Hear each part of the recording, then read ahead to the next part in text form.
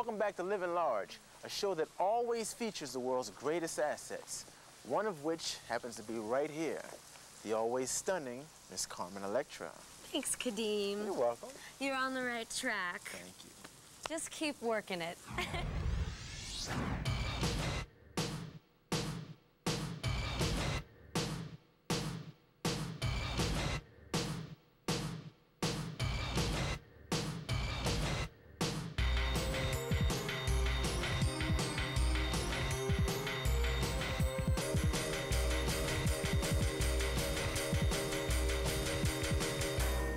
Marine life artist Wyland thinks big, real big.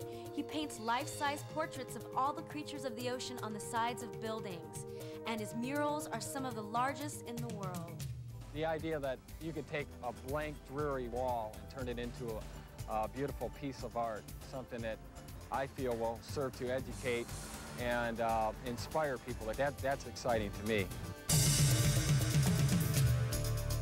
I saw my first whale right here on Main Beach. It was the first time I saw the ocean, and I was in the water about up to my waist, and I saw these two gray shapes break the surface and spout right in front of me. And it literally changed my life. You know, it changed me as a person, and I was 14 years old. Well, I was born in Detroit, but I was drawn to the sea, so I moved out to Southern California and painted the first whaling wall. To date, I've done 89 ocean murals around the world in 8 different countries, and my goal was to do 100. I felt it would take 30 years, so I'm about 5 minutes ahead of schedule right now. Whoa, we got whales everywhere.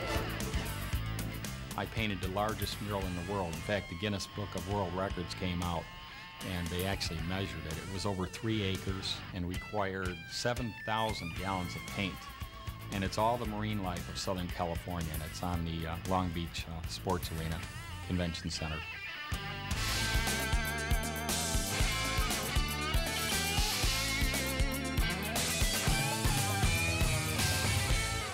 I've always had a fear of heights, and some of the murals that I paint, the one in Chicago is over 30 stories high. So it's frightening. But if you're going to paint, you know, 100-foot whales, you have to get high. You have to get up in the air. When I paint, I don't use any preliminary drawings, grids, or anything. I do rely on 20 years of diving in the oceans, and I take all that information that I've learned and seen, and I simply put it up on the wall. Once the background is painted, then I imagine the animals swimming in it. And I just, as I'm standing on the scaffolding, I just paint them as they go by.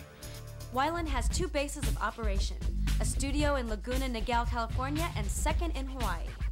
And when I come to Waikiki, you know, I've seen this wall, and I get very excited about an ugly blank wall, and this one is huge. This will be the largest public work of art in the history of Hawaii. It's 15 stories high, and it's almost 300 feet long. A great canvas for me to do my whales on. Probably the #1 question I get is, how do you paint, you know, right up against the wall? How do you see it? And while I'm physically up on the wall painting, my mind's eye is several blocks away. I can see the entire wall in my mind's eye. And I just simply put it up on the wall for everyone to enjoy. The animals that I paint, they really don't have a voice. So it's up to people like myself to give them a voice and bring them to the public. Not everyone's going to get a chance to swim alongside great whales. But if you're driving down the road and you see them depicted life-size, it has an impact. And art can move people, and it can move people to think about what we're doing to our environment and how we maybe can contribute to protecting it for future generations. It's estimated that 1 billion people go by the walls in some form every year, and there's only 6.2 billion people on the planet. You know, I'm looking for the big picture here, and that's to inspire a whole generation of people to care and get involved in conservation of our seas, our lakes, our rivers, and streams. Well, you know, you really made it as an artist when somebody tattoos the cover of your book on their chest. Oh, yeah.